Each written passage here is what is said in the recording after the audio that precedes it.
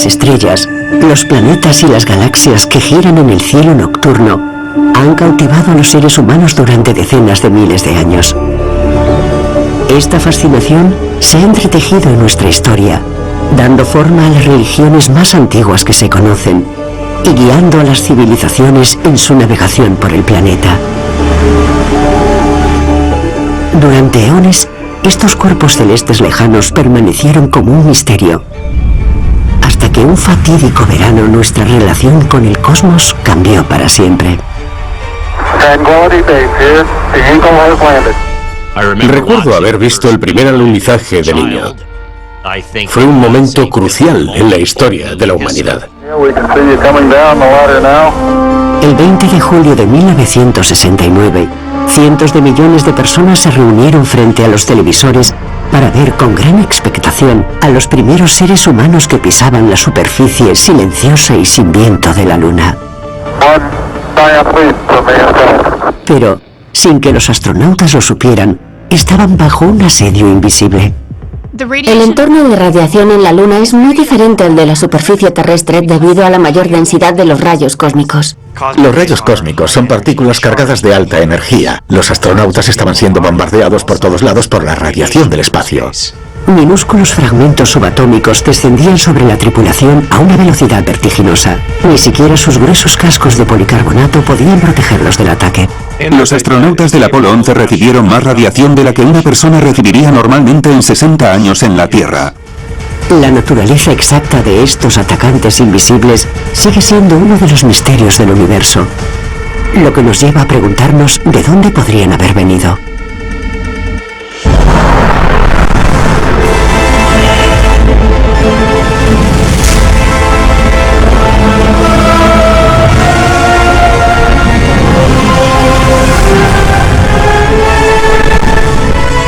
Misterios del universo, el enigma de los rayos cósmicos.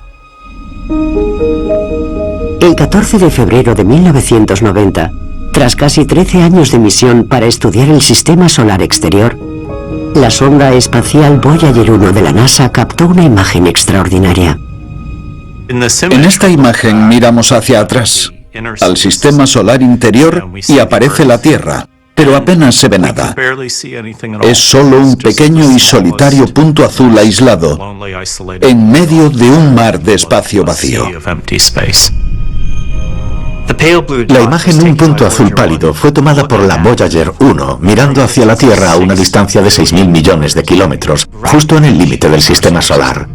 Es la foto más lejana de la Tierra que se ha tomado jamás, pero en términos cósmicos equivale al final de la calle de tu barrio. Tuvo un profundo impacto en la forma en que la humanidad veía su lugar en el universo. Cuando vives en la Tierra, puedes verte envuelto en límites y fronteras y en el nosotros contra ellos, pero cuando contemplas así el planeta, ves a la raza humana como un colectivo. Eso es la Tierra, son todas las personas que han vivido, todos los momentos felices, los momentos tristes, los grandes descubrimientos, las guerras, las tragedias, todo lo que es importante para nosotros como individuos, como sociedad y como especie. Todo está ahí, en ese píxel. Aunque la Tierra solo ocupa un píxel de la extraordinaria fotografía de la Voyager, no es el objeto más pequeño capturado en la imagen, y ni mucho menos está solo. Lo que no vemos en la imagen son todas las minúsculas partículas subatómicas que nos llegan desde vastas regiones del espacio, que se encuentran a millones, miles de millones de años luz de distancia. Billones de partículas impregnan casi cada centímetro de nuestro universo, flotando en los vastos espacios entre planetas y galaxias. Muchas de estas partículas fluyen suavemente, invisibles e inadvertidas, mientras se mueven a través del vacío. Sin embargo, de los tranquilos mares cósmicos surge una fuerza diferente, una marea subatómica que ruge en la oscuridad, los rayos cósmicos. Los rayos cósmicos son el nombre que se le da a la radiación de alta energía procedente del espacio. La palabra rayo en rayo cósmico es engañosa. Se remonta a la década de 1920, cuando sabíamos que se trataba de una irradiación que nos llegaba desde el espacio, pero no conocíamos su naturaleza exacta. Hoy sabemos que los rayos cósmicos están formados por partículas de materia cargadas. Se trata de partículas completamente normales, iguales a todas las demás. Lo único especial es que se mueven a una velocidad increíble. Estas partículas extraordinarias y de altísima energía se mueven como balas, atravesando el universo sin control, mientras se dirigen hacia las costas de nuestro pálido punto azul. Nos bombardean constantemente, nos llegan desde todas las direcciones del cielo. Son tantos los rayos cósmicos que impactan en la Tierra que es difícil cuantificarlos. Son billones y billones. En el vasto tapiz del universo, los rayos cósmicos destacan como un misterio perdurable, demasiado fugaces para captarlos y demasiado rápidos para observarlos directamente. Son partículas que se producen de forma natural en todo el universo. Es de suponer que comenzaron como partículas normales y algo las atrapó y les dijo, ¡adelante! Y la pregunta es, ¿qué las acelera hasta alcanzar velocidades exorbitantes? La idea de que estamos rodeados por un universo minúsculo e invisible se remonta a más de 2000 años, mucho antes del nacimiento de la astronomía moderna. En la antigua Grecia, los filósofos Leucipo de Mileto y Demócrito de Aptera propusieron una teoría radical. Fue la idea del átomo. Es una palabra griega que significa indivisible, y la idea era que si se seguía dividiendo un pedazo de materia, se convertiría en trozos cada vez más pequeños, pero al final habría uno más pequeño que no se podría dividir, el trozo indivisible. Aunque no teníamos la tecnología para comprender de qué estaba compuesta la materia, seguíamos pensando en ello. Y eso se refleja en un periodo en el que la filosofía y la ciencia estaban intrínsecamente unidas. Si eras filósofo, eras científico y viceversa. Me gusta pensar que hoy, en parte, sigue siendo así. La idea de que el mundo pudiera estar compuesto por materia tan minúscula resultó demasiado extravagante para muchos pensadores prominentes y permaneció inactiva hasta los siglos XVIII y XIX, cuando los rápidos avances en química revivieron la antigua idea griega. El átomo siguió siendo la unidad teórica más pequeña de la materia hasta principios del siglo XX, cuando el físico británico Thomson y uno de sus alumnos, Ernest Rutherford, hicieron dos descubrimientos impactantes. Thomson descubrió que en los átomos hay partículas individuales particulares con carga negativa, llamadas electrones. Unos 13 años más tarde, Ernest Rutherford descubrió que el átomo tenía un centro muy denso y diminuto que llamamos núcleo, con carga positiva, alrededor del que se mueven los electrones. Demostró que el núcleo mismo podía dividirse a su vez en protones y neutrones. El número de protones en el núcleo determina el tipo de átomo, como el hidrógeno, con un solo protón, o el plutonio, con 94. Lo sorprendente es que, como el núcleo es muy pequeño y el electrón orbita muy lejos, los átomos son en realidad en su mayor parte espacio vacío. De hecho, las personas y todo lo demás son principalmente espacio vacío. Los átomos son realmente muy pequeños. El ojo humano puede ver cosas del tamaño aproximado de un cabello humano que tiene alrededor de 1 millón de átomos de ancho. Pero el núcleo es mucho, mucho más pequeño. Si el átomo tuviera el tamaño de un campo de fútbol, el núcleo tendría el tamaño de una fresa, y un electrón tendría aproximadamente el tamaño de una célula humana. Y lo que es más, sabemos que protones y neutrones están formados por partículas aún más pequeñas llamadas quarks, así que nuestra imagen de los átomos es muy diferente a la de los antiguos griegos. Todo el universo está formado por átomos, que se unen para formar objetos sólidos o chocan aleatoriamente en materia menos densa, como los líquidos o el aire. Durante la mayoría de las interacciones, los átomos mantienen su integridad estructural, conservando su órbita distintiva de partículas mientras se mueven. Pero las cosas cambian a medida que nos alejamos de la relativa estabilidad de la superficie terrestre y nos adentramos en la abrasadora radiación cósmica del cuerpo más grande y volátil del sistema solar, el Sol. Sin el Sol, la vida en la Tierra no sería posible. Lo necesitamos para calentarnos y como fuente de energía. Pero el Sol también es peligroso, ya que es la fuente de radiación cósmica más cercana que tenemos. El núcleo central del Sol es un entorno increíblemente caliente y denso. Las temperaturas alcanzan millones de grados Celsius y se producen reacciones nucleares que proporcionan energía a la estrella. El Sol fusiona átomos de hidrógeno para formar átomos de helio. Fusiona 600 millones de toneladas de hidrógeno a helio cada segundo. Las partículas atómicas se mueven tan rápido en ese calor extremo que en lugar de rebotar entre sí como en la atmósfera terrestre, se adhieren entre sí, lo que libera enormes cantidades de energía. Es el mismo proceso que ocurre en una bomba de hidrógeno, excepto que en el núcleo del Sol es como 100.000 millones de megatones de bombas de hidrógeno detonando cada segundo. Esa energía se calienta en el núcleo del Sol y se propaga gradualmente hacia afuera. Cuando esa energía llega a la superficie, se emite en forma de luz óptica, es decir, luz que podemos ver. Pero no solo es luz lo que se emite al sistema solar. Gracias a sus campos magnéticos, el Sol libera grandes cantidades de partículas al espacio. El Sol es magnético. Su campo magnético tiene aproximadamente la misma fuerza que el de la Tierra y también tiene un polo norte y un polo sur. Lo que ocurre es que a medida que el Sol gira, el campo magnético se enreda y se complica cada vez más y se vuelve más fuerte. En los lugares donde el campo magnético se enreda mucho suceden cosas complicadas. En primer lugar, impide que el Sol se caliente en ese lugar concreto, así que se forman esas manchas oscuras que llamamos manchas solares. Sigue haciendo bastante calor, la superficie está a miles de grados, pero es más fría que los alrededores, por lo que parecen oscuras.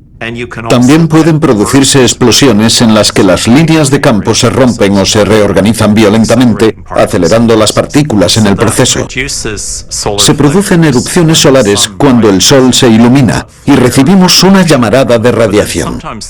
Pero a veces hay material real, plasma, que se expulsa de la superficie del Sol, la denominada eyección de masa coronal.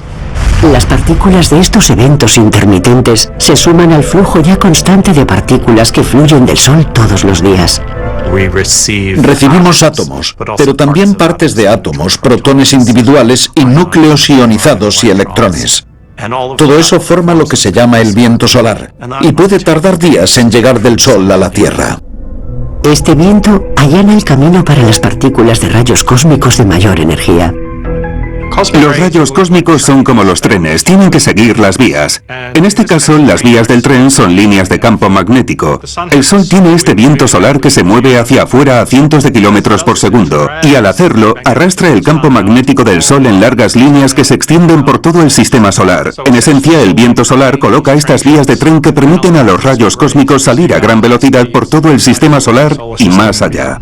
Estos rayos cósmicos, transportados por los vientos solares, se dirigen hacia la Tierra a velocidades vertiginosas, cubriendo los 149 millones de kilómetros que separan el Sol del planeta en cuestión de horas. Los rayos cósmicos pueden tener un efecto perjudicial para la vida en la Tierra. Pueden dañar nuestro ADN, producir radicales libres y cosas por el estilo que, con una mayor exposición, provocan enfermedades como el cáncer. Estos rayos serían mortales para la vida en la Tierra si no fuera por nuestro importantísimo escudo atmosférico, la magnetosfera. La Tierra es como un imán gigante. Tenemos un núcleo fundido compuesto de hierro y otros metales pesados. Y este núcleo es magnético. Así, a medida que la Tierra gira, crea un campo magnético a su alrededor. Cuando el viento solar choca con el campo magnético de la Tierra, interactúa con él y distorsiona su forma. De modo que el campo se interrumpe en el lado cercano y se extiende hacia afuera en el lado posterior. Eso es la magnetosfera. En esta demostración vamos a explicar cómo la atmósfera y el campo magnético de la Tierra protegen la vida en ella. Aquí tenemos un ejemplo de la atmósfera terrestre con todos los átomos y la composición química de la atmósfera. A mi izquierda tengo unos vasos de precipitados con diferentes tipos de objetos que representan los tipos de radiación y partículas con los que podría interactuar la Tierra. Estas clavijas representan el tipo de luz, la luz visible, la luz óptica, que es la que ven nuestros ojos. Es el tipo de luz que no supone ningún problema si llega a la Tierra. Voy a coger dos clavijas y las voy a hacer rodar hacia abajo. Como veis, llegan hasta la superficie de la Tierra. No interactúan mucho con la atmósfera terrestre. Estas clavijas representan la radiación de alta energía. Este es el tipo de luz que es perjudicial para la vida en la Tierra. Cuando las hago rodar, quedan atrapadas en la parte superior de la atmósfera terrestre y no llegan a la Tierra. El campo magnético de la Tierra también desempeña un papel importante en la protección de la vida en la Tierra. Por ejemplo, estas bolas magnéticas representan el viento solar del Sol. Y al hacerlas rodar, el campo magnético de la Tierra las detiene por completo y no llegan a la superficie. Los rayos cósmicos tienen que seguir las líneas de campo magnético, por lo que cuando un rayo cósmico impacta en la magnetosfera terrestre, no hay ninguna trayectoria que lo lleve a la superficie de la Tierra. Se ve empujado hacia atrás y sale disparado detrás de la Tierra hacia el espacio. La magnetosfera de la Tierra difiere de la de otros planetas del sistema solar, como Venus y Marte. Sus campos magnéticos no son muy fuertes, por lo que no tienen una magnetosfera muy desarrollada. Sus superficies no están tan protegidas de las partículas de alta energía que las bombardean desde el espacio. La magnetosfera es la última defensa de nuestro planeta contra los rayos mortales del Sol, preservando la vida de todo lo que se encuentra debajo de ella. Pero no es un escudo perfecto. Las variaciones en la fuerza y el impacto de los vientos solares pueden distorsionarla, lo que permite que algunos rayos cósmicos solares se filtren en la atmósfera y causen estragos en los átomos y moléculas que lo rodean. Un átomo tiene un núcleo con carga positiva y un número igual de electrones con carga negativa para equilibrar la carga positiva, lo que hace que el total sea cero. Pero los electrones pueden eliminarse. La ionización es el proceso por el cual un átomo pierde sus electrones, y lo que queda es un ion con carga positiva. En lugar de ser neutro, lo que queda tiene una carga eléctrica neta. Hasta cierto punto, los rayos cósmicos ionizan los átomos de la atmósfera superior, lo que da lugar a fenómenos como la aurora boreal o la aurora austral, las luces del norte y del sur. Las observaciones de que la atmósfera está ionizada nos llevaron a buscar alguna fuente de radiación que pudiera ser la causa. ¿Era la atmósfera? ¿Era el suelo? ¿O venía del espacio? En 1912, el pionero físico austríaco Victor Hess se lanzó a los cielos para tratar de determinar el origen de esta radiación. En aquella época ya se conocían los rayos cósmicos, se podían detectar y se pensaba inicialmente que había materiales radiactivos o algo similar en el suelo que producía estos rayos cósmicos. Si así fuese, cabría esperar que la intensidad de los rayos disminuyera a medida que se ascendía por encima de la superficie terrestre. Hess utilizó un electrómetro para medir la radiación ionizante a diferentes altitudes. El electrómetro de Victor Hess tenía un conductor muy fino en su interior, y como ese conductor era capaz de captar la carga eléctrica de la ionización de la atmósfera, se desviaba, y se podía utilizar la cantidad de desviación como estimación no medida del grado de ionización de la atmósfera. Descubrió que cuanto más subía en el globo, mayor era el nivel de ionización. La conclusión obvia es que estos rayos cósmicos deben provenir del Sol. Se puede comprobar. Se puede medir la cantidad de rayos cósmicos que llegan desde arriba en un día normal y luego hacer lo mismo durante un eclipse. Si el nivel de rayos cósmicos disminuye durante el eclipse, entonces se debe al Sol. Pero si se mantiene igual, debe provenir de otra fuente. Hess tuvo la oportunidad de comprobarlo el 17 de abril de 1912. Millones de personas miraron al cielo mientras la luna se interponía lentamente entre la Tierra y su estrella, sumiendo al mundo en una oscuridad casi total. Durante este eclipse solar, el globo de Hess se elevó más de 2000 metros para lograr un avance científico. Realizó experimentos cuando la luz del Sol estaba bloqueada y descubrió que seguía registrando la presencia de rayos cósmicos. El histórico vuelo de Victor Hess demostró sin lugar a dudas que otra fuerza desconocida catapultaba partículas invisibles hacia la Tierra. Algunas de ellas proceden del Sol, pero el resto provienen de otra fuente en el espacio. Pero el misterio crucial seguía sin resolverse. ¿Qué eran esos potentes rayos y de dónde procedían? Los rayos cósmicos son difíciles de ver porque tienen mucha energía y se mueven muy rápido, y porque en la mayoría de los casos, cuando un rayo cósmico impacta en la atmósfera, interactúa casi inmediatamente y produce un conjunto de otras partículas. Lo que llega al suelo no es la partícula del rayo cósmico primario, sino una lluvia de partículas secundarias producidas por la colisión de ese rayo cósmico primario con moléculas de la atmósfera. Una forma de detectar los rayos cósmicos es buscar estas partículas secundarias utilizando un dispositivo llamado cámara de niebla. Voy a coger hielo seco, que está muy frío. Es dióxido de carbono sólido. Y lo voy a poner en la bandeja para mantener fría la cámara de niebla que nos ayudará a ver los rayos cósmicos. Mientras esperamos a que se enfríe la bandeja, rociaré la cámara con alcohol. Hay fieltro en el fondo. Y lo que quiero hacer es saturarlo con el alcohol. Lo que va a pasar es que el alcohol del fieltro se evaporará y el gas del alcohol llenará la cámara. Pero a medida que el gas se acerca al fondo, se enfría.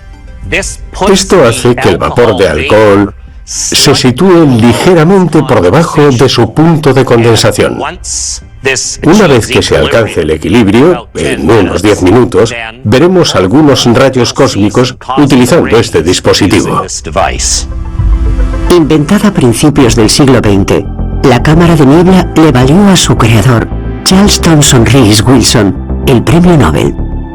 La cámara expone las partículas ionizadas condensando el vapor a su alrededor a medida que pasan, lo que las hace visibles al ojo humano. Y así es como se ven los rayos cósmicos. Lo que ocurre es que la partícula subatómica del rayo cósmico golpea una de las moléculas del vapor y la ioniza. A medida que esos iones se mueven a través del gas, crean una pequeña estela de nubes detrás de ellos. Los rayos cósmicos que vimos en la demostración tendían a brillar en diagonal hacia abajo, lo que sugiere que proceden de fuera de la Tierra. Si fueran de la Tierra, las trazas habrían tendido a ir hacia arriba. Es un poco más difícil determinar si provienen del Sol o de alguna fuente lejana. Probablemente sea una combinación de ambos. En las décadas transcurridas desde la invención de la cámara de niebla, los investigadores han ideado nuevas formas de analizar estas partículas con instrumentos altamente especializados que nos permiten observar su mundo oculto. Bajo las montañas nevadas de los Andes argentinos se encuentra el observatorio Pierre Auger. Este emplazamiento de 3.000 kilómetros cuadrados alberga 1.600 tanques de polietileno sellados, cada uno con 11.000 litros de agua pura. Estos tanques pueden ser la clave para las observaciones más precisas de los rayos cósmicos hasta la fecha, gracias a la llamada radiación Cherenkov. La radiación Cherenkov es el equivalente a un estampido sónico, pero con luz. Al igual que se produce un estampido sónico causado por la onda de choque de algo que se mueve más rápido que la velocidad del sonido, se produce este tipo de emisión de luz causada por algo que pasa más rápido que la velocidad de la luz. Puede parecer extraño al principio, porque se supone que nada puede moverse más rápido que la luz. Pero esa afirmación significa que nada puede moverse más rápido que la luz en el espacio vacío. La luz que viaja a través del aire se mueve más lentamente que en el espacio vacío. La luz que viaja a través del agua se mueve aún más lentamente.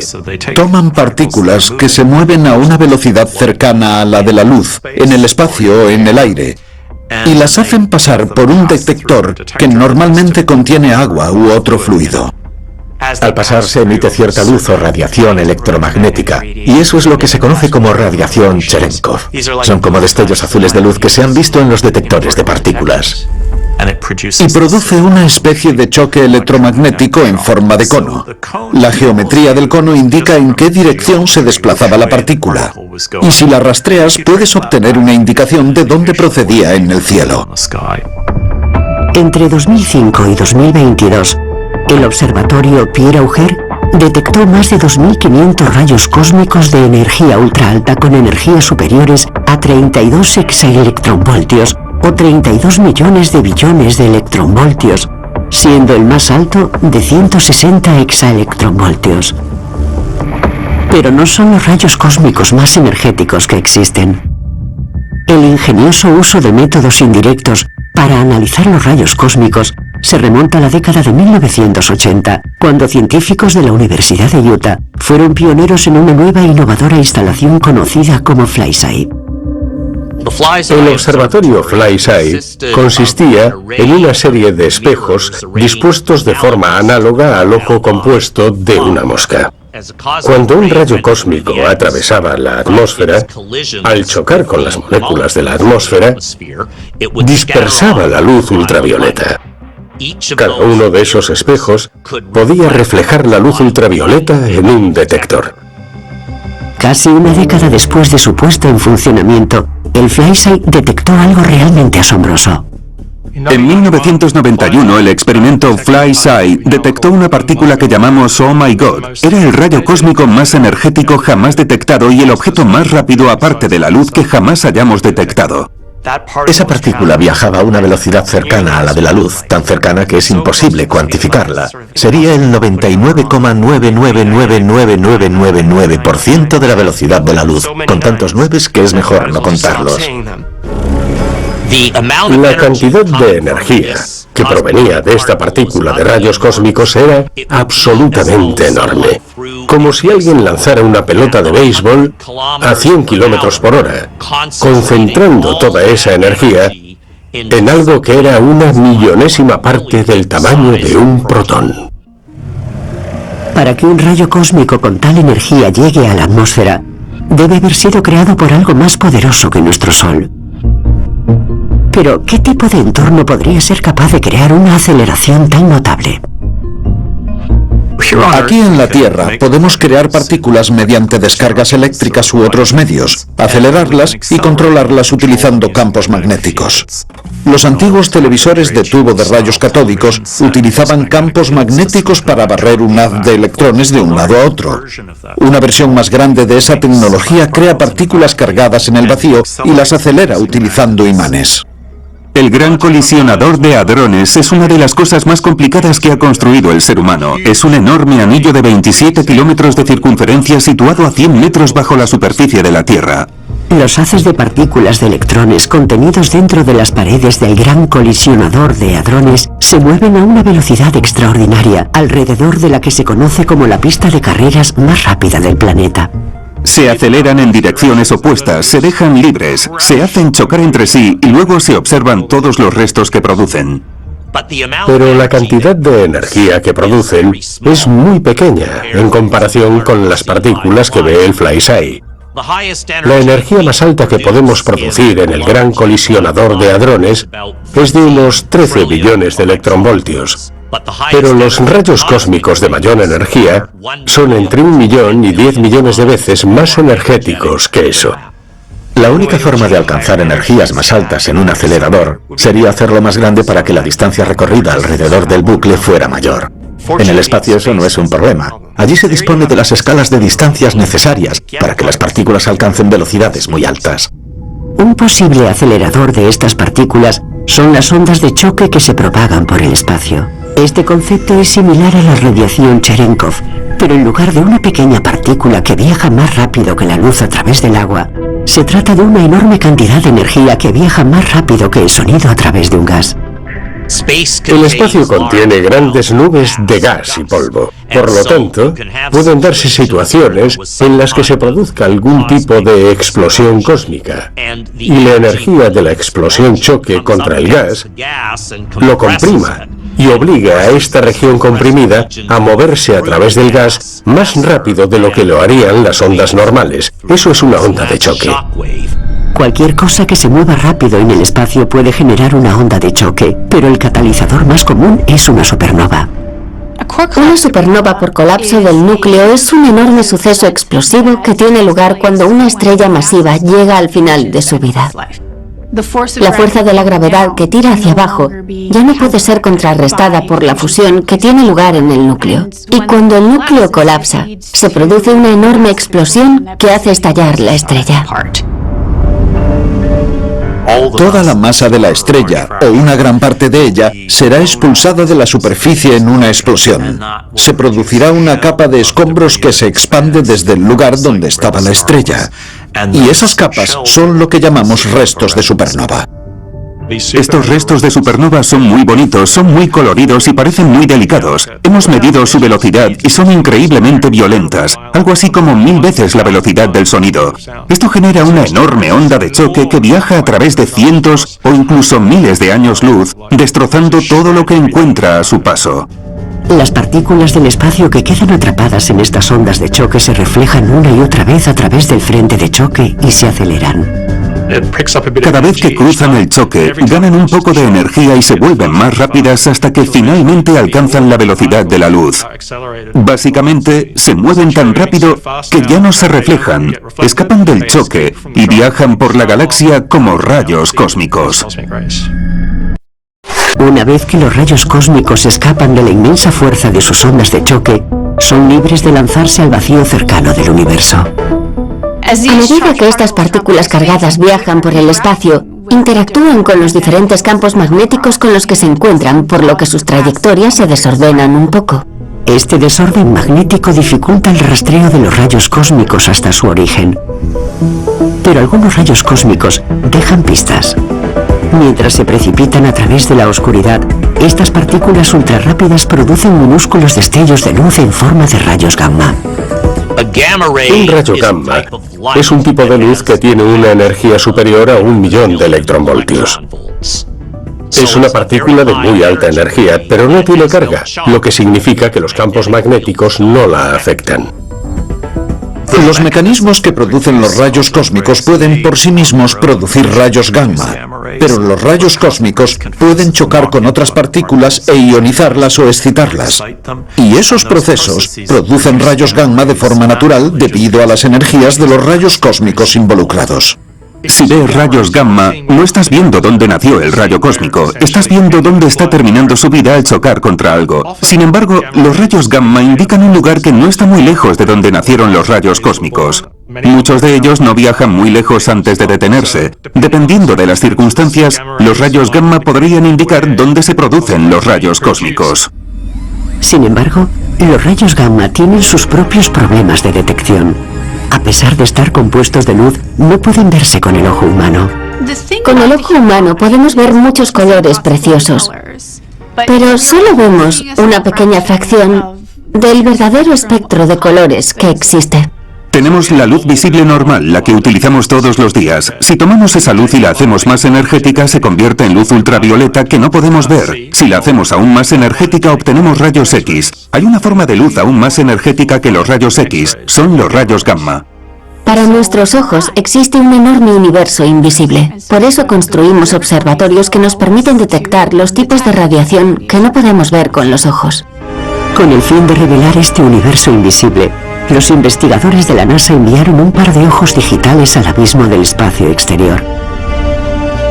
Lanzada en 2008 y bautizada en honor al pionero de la física de partículas Enrico Fermi, esta revolucionaria máquina se conoce como Observatorio Fermi. En el observatorio Fermi hay un detector, el telescopio de gran área. Los rayos gamma entran en un medio donde en ocasiones se convierten en electrones y positrones, y esas cargas, a medida que se mueven a través del detector, pueden ser rastreadas. Tras años recopilando datos de las profundidades de la Vía Láctea, el telescopio Fermi nos ha proporcionado una perspectiva radicalmente nueva de la galaxia. Utilizando datos recopilados durante 60 meses, los investigadores han construido un mapa del cielo que nos rodea, iluminado por un haz de radiación gamma potente pero invisible. En este mapa podemos ver todo tipo de fuentes de radiación gamma en el universo, incluidas fuentes dentro de nuestra galaxia, como restos de supernovas y púlsares, y cosas fuera de nuestra galaxia que vemos como puntos brillantes de emisión salpicados por encima y por debajo del plano de la Vía Láctea. Entre 2008 y 2012, los investigadores que buscaban el escurridizo lugar de origen de los rayos cósmicos utilizaron el telescopio Fermi para monitorizar la radiación gamma alrededor de dos restos de supernovas, IC443 en la constelación de Géminis y W44 en Aquila.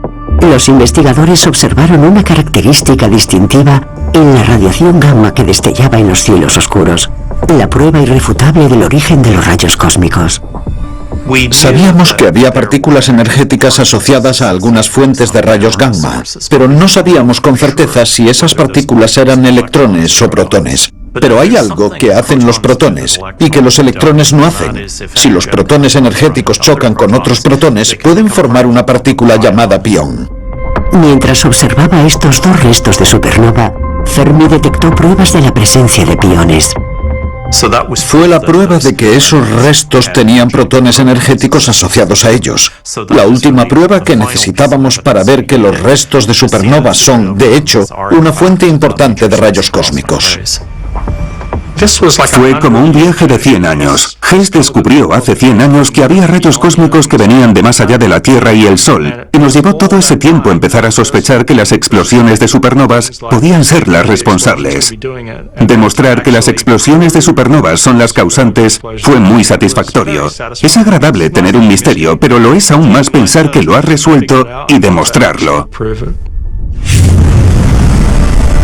Las supernovas representan una de las explosiones más poderosas del universo conocido, pero no son las únicas fuerzas capaces de generar rayos cósmicos.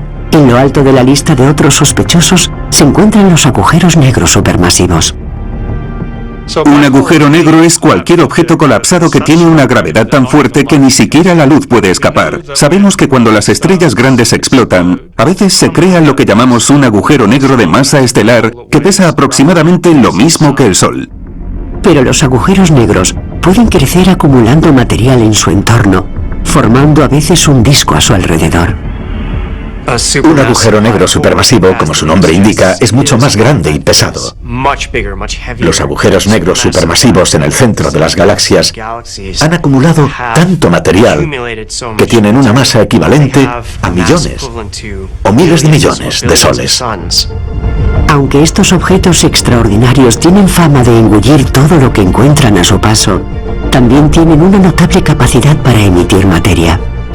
A veces, los agujeros negros pueden emitir lo que llamamos chorros. Se trata de material que queda atrapado en el disco de acreción y acaba siendo expulsado del agujero negro debido a los campos gravitatorios y magnéticos extremos que se producen cerca del horizonte de sucesos. Estas corrientes de partículas de alta energía se lanzan al espacio en haces estrechos a una velocidad cercana a la de la luz. Cuando algo viaja a estas velocidades increíbles a lo largo de millones de años luz, genera enormes ondas de choque. Y estas ondas de choque podrían ser otro lugar donde los rayos cósmicos de muy alta energía se aceleran de forma natural. Los agujeros negros supermasivos son los objetos más grandes que contienen sus galaxias anfitrionas, pero están sujetos a cambios, moviéndose a medida que la compleja red de estrellas que los rodea se desplaza con el tiempo. Las galaxias en sí mismas no son objetos estáticos, crecen y evolucionan. Una de las formas más importantes en las que pueden evolucionar es a través de lo que llamamos colisiones de galaxias. La colisión de galaxias no es más que la gravedad en acción a gran escala. A lo largo de miles de millones de años, las galaxias pueden acercarse gradualmente unas a otras y colisionar. Es como el colapso definitivo de un tren a cámara lenta que implica cantidades inimaginables de energía. Nuestra galaxia, la Vía Láctea, colisionará en un futuro lejano con la galaxia de Andrómeda, dentro de unos 4.500 millones de años. Y en ese proceso, la estructura de la Vía Láctea cambiará para siempre. Las galaxias pueden contener desde millones hasta cientos de miles de millones de estrellas. A menudo se encuentran en cúmulos, donde están unidas por la gravedad con miles de otras galaxias. Estamos hablando de una inmensa estructura, unida por la gravedad, que tiene millones de años luz de diámetro y contiene billones y billones de estrellas. Estos cúmulos también pueden transformarse con el tiempo, formando supercúmulos aún más grandes y creando los eventos más energéticos del universo desde el Big Bang. Si bien sus fusiones proporcionan otra pista sobre los orígenes de las ondas de choque que producen los rayos cósmicos, los cúmulos de galaxias también plantean un nuevo misterio. La existencia de los cúmulos de galaxias demuestra que las galaxias no están distribuidas uniformemente por todo el universo. La materia tiende a agruparse y en los lugares donde no se agrupa hay regiones gigantescas de espacio vacío. Son los vacíos cósmicos. Son las regiones que no tienen una alta densidad de materia luminosa y parecen vacías. No están completamente vacías, solo tienen una densidad de materia menor en comparación con las estructuras circundantes. En la primavera de 2021, uno de esos vacíos desafió todo lo que creíamos saber sobre los rayos cósmicos. Los investigadores que supervisan el proyecto Telescope Array, una colección de más de 500 detectores cuidadosamente calibrados en el desierto de Utah, observaron cómo el rayo cósmico más potente detectado en décadas irrumpía en nuestra atmósfera. La partícula Amaterasu es el tercer rayo cósmico con mayor energía jamás observado. Tenía una energía de 240 exaelectronvoltios, en comparación con los 320 de la partícula Oh My God. La descubrió un equipo japonés al amanecer, por lo que la bautizaron con el nombre de la diosa japonesa del sol. Además de ser uno de los rayos cósmicos más energéticos que se han detectado, lo interesante de esta partícula es que parece provenir de un vacío, algo desconcertante. Los investigadores que reconstruyeron la trayectoria supuesta de la partícula Amaterasu la rastrearon hasta el vacío más cercano a nuestra galaxia, conocido como vacío local. Para los científicos es desconcertante que una partícula de tan alta energía pueda provenir de una dirección del cielo que aparentemente no conduce a ninguna parte. No hay objetos en esa dirección que puedan sufrir este tipo de colisiones energéticas que, según nuestra hipótesis, son las causantes de los rayos cósmicos. La pregunta es, ¿de dónde vino esta partícula? ¿Cómo llegó a tener tanta energía? Los rayos cósmicos siguen frustrándonos. Cuando finalmente consigues uno de estos objetos, lo miras y allí no hay nada. Así que o bien malinterpretamos cómo viajan estos objetos, o bien no son producidos por cosas energéticas obvias, sino por procesos invisibles y exóticos que aún no comprendemos. Entender los rayos cósmicos es importantísimo ahora que empezamos a mirar hacia el espacio. Muchos de los viajes que esperamos realizar en el futuro son largos y tendremos que entender mucho mejor los rayos cósmicos para poder construir naves espaciales que nos protejan como es necesario para sobrevivir a estos largos viajes. En julio de 1969, la tripulación del Apolo 11 disfrutó de una perspectiva única. Tuvo una vista sin precedentes de la Tierra, suspendida en un mar de oscuridad a casi 385.000 kilómetros de distancia. Pero mientras el equipo se maravillaba ante el pálido punto azul que tenía delante, vio algo más. Algo que no se había previsto. Vieron unos destellos de luz blanca. A veces parecía que se acercaban hacia ellos, a veces se movían de un lado a otro, y todos tenían formas diferentes, aproximadamente uno cada 3 minutos. Resulta que procedían de rayos cósmicos que, literalmente, atravesaban sus cabezas, y la energía de los rayos excitaba las células de la retina, enviando una señal al cerebro que indicaba que había un destello. En el globo ocular hay líquido que actuaba como un detector Cherenkov. Los astronautas estaban realizando un experimento de física de partículas sin darse cuenta. En los años transcurridos desde el histórico vuelo espacial del Apolo 11, docenas de astronautas afirmaron haber visto estos misteriosos destellos en sus viajes por el espacio. Sabemos que estamos expuestos a la radiación del espacio, pero no se puede ver, solo intentas no pensar en ello. Pero la idea de ver realmente esos rayos cósmicos y saber que te están golpeando, personalmente me parecía aterrador. Todos los viajes aéreos, incluso dentro de la atmósfera terrestre, conllevan riesgos.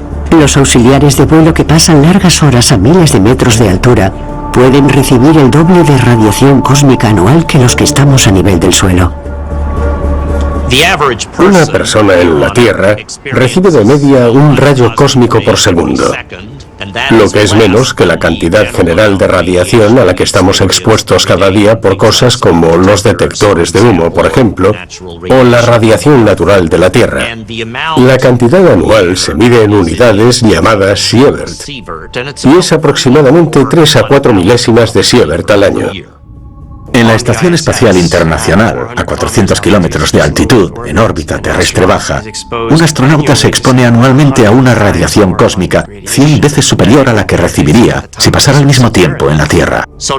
Esto equivaldría a someterse a unas 3.000 radiografías de tórax a lo largo de todo un año. Se están llevando a cabo estudios para comprender cómo afecta la radiación espacial a la humanidad. Por ejemplo, estudiando la salud de las personas que han estado en la estación espacial y realizando un seguimiento de su salud a largo plazo. La radiación ionizante, ya sean protones de alta energía como los rayos cósmicos o fotones como los rayos X y los rayos gamma, es peligrosa. Es perjudicial para los seres humanos por su efecto ionizante, por el que las partículas pueden arrancar electrones de los átomos. Esto puede provocar mutaciones en el ADN de la persona expuesta, lo que aumenta el riesgo de cáncer, por ejemplo. Comprender el impacto de la radiación espacial en el envejecimiento del cuerpo humano es algo que tendremos que entender mucho mejor antes de adentrarnos en el espacio. El inmenso riesgo que asumen quienes se aventuran aún más lejos en el espacio exterior nos lleva a plantearnos complejas cuestiones éticas. El espacio es un entorno peligroso y tenemos que pensar detenidamente en la ética de enviar personas allí. Hay que preguntarse si tiene sentido que los seres humanos hagan esto o sería mejor enviar robots en su lugar. Pero esos robots tendrían sus propios problemas. Enviamos muchos aparatos electrónicos complejos al espacio. Y si un rayo cósmico con la energía adecuada golpea la parte equivocada del equipo, dejará de funcionar. Se pueden producir graves fallos en equipos que se han probado en la Tierra y que parecían funcionar bien debido a la mayor densidad de rayos cósmicos. A lo largo de los años, hemos desarrollado métodos para proteger los equipos eléctricos del daño causado por la radiación. Se puede intentar blindar los equipos, hacer que los equipos sean redundantes, y se puede intentar que sus elementos eléctricos sean más grandes y menos sensibles a los cortocircuitos. Son formas de lo que se denomina endurecimiento, para que los equipos sean más resistentes a la radiación. Pero muchos de estos métodos no se pueden aplicar al cuerpo humano. En cuanto a la protección de los seres humanos, lo único en lo que podemos confiar es en el blindaje. Se necesitaría algún tipo de material de blindaje que, ya sea por su densidad o por otras propiedades, impida que la radiación penetre demasiado en el interior de la nave espacial. Las sorpresas podrían ser alucinantes. Hoy se trabaja para enviar seres humanos aún más lejos, a 225 millones de kilómetros, hasta la superficie de Marte. La NASA pretende enviar una misión tripulada al planeta rojo en la próxima década, un viaje que podría desvelar innumerables misterios científicos, al tiempo que supondría un peligro extremo para sus astronautas. Para llegar a Marte, habría que salir de la magnetosfera terrestre y pasar mucho tiempo, meses, posiblemente incluso años. Pasar tanto tiempo en una región del espacio desprotegida del viento solar sería muy peligroso. Una vez allí, el nivel de radiación de la superficie de Marte es 2 veces y media más alto que el de la estación espacial. Puede que no sea posible ir con seguridad a lugares como Marte o a otras estrellas. Y sería frustrante e irónico que no fuera porque no podemos alcanzar determinadas velocidades o no llevar suficiente comida, sino por culpa de estas diminutas partículas invisibles de las que no podemos protegernos. Con cada nuevo reto, llega una nueva frontera de descubrimiento. Los investigadores en curso sugieren que los futuros astronautas podrían luchar contra esas excavadoras subatómicas a su nivel, utilizando escudos a la misma escala minúscula. Lo que se espera con cualquier material utilizado como escudo es que a nivel atómico tenga la capacidad de absorber la energía de la partícula entrante y así no pueda penetrar más. Un buen candidato para ello es el hidrógeno, porque gran parte de lo que se encuentra en el viento solar son protones individuales, protones energéticos que interactúan fuertemente con los átomos de hidrógeno. El mecanismo sería la ionización, porque la partícula entrante tendría suficiente energía para desprender los electrones de los átomos, ionizar el gas, y esa energía estaría en otras formas. En forma de electrones libres y en forma de la luz que se emite cuando esos electrones vuelven a caer a niveles de energía más bajos. No es energía que penetre en el interior de una nave espacial donde los astronautas estarían expuestos a ella. Una forma de obtener el hidrógeno Podría ser tener mucha agua, por ejemplo, si estuviera disponible. Imaginemos un entorno con paredes de agua de 1 metro de grosor para proteger a los astronautas. Pero no es algo muy realista para lanzar al espacio debido al peso, al volumen y a la ingeniería. Que yo sepa, no existe ninguna solución mágica para la protección contra la radiación. Tal vez la solución a este problema no esté en las nuevas ideas, sino en las antiguas, en las que los futuros hábitats en otros planetas podrían hacer retroceder a los humanos miles de años. Lo mejor sería construir edificios subterráneos y meterse en cuevas. Eso significa que tienes mucho material encima y los rayos cósmicos tienen que atravesarlo para llegar hasta ti. Es un posible enfoque para Marte. Sabemos que existen indicios de la existencia de cuevas o estructuras subterráneas en Marte relacionadas con antiguas características volcánicas del planeta. Quizá resulte irónico que, para lograr los mejores avances científicos, tengamos que retroceder hasta vivir en cuevas, de la misma forma en que vivían los humanos hace decenas de miles de años. A lo largo de nuestro viaje de siglos de hallazgos en el universo oculto de los rayos cósmicos, hemos vislumbrado fuerzas invisibles más poderosas de lo que jamás se hubiera imaginado.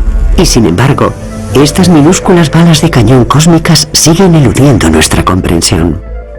La búsqueda de los rayos cósmicos es como un crucigrama en el que no tienes ninguna pista y en el que además tienes los ojos vendados y te han quitado el bolígrafo. Hay que armar los rompecabezas a partir de información muy indirecta y limitada. Sin embargo, hemos sido capaces de reconstruir gran parte de la historia sin haber visto nunca un rayo cósmico directamente. Aprendimos sobre la naturaleza, sobre el universo y sobre nuestra existencia, estudiando tanto las partículas muy pequeñas como las estructuras más grandes de la naturaleza. Las unidades más pequeñas del espacio pueden contener aún más sorpresas que las que hemos descubierto en el universo más grande. Y las sorpresas que nos esperan podrían ser alucinantes.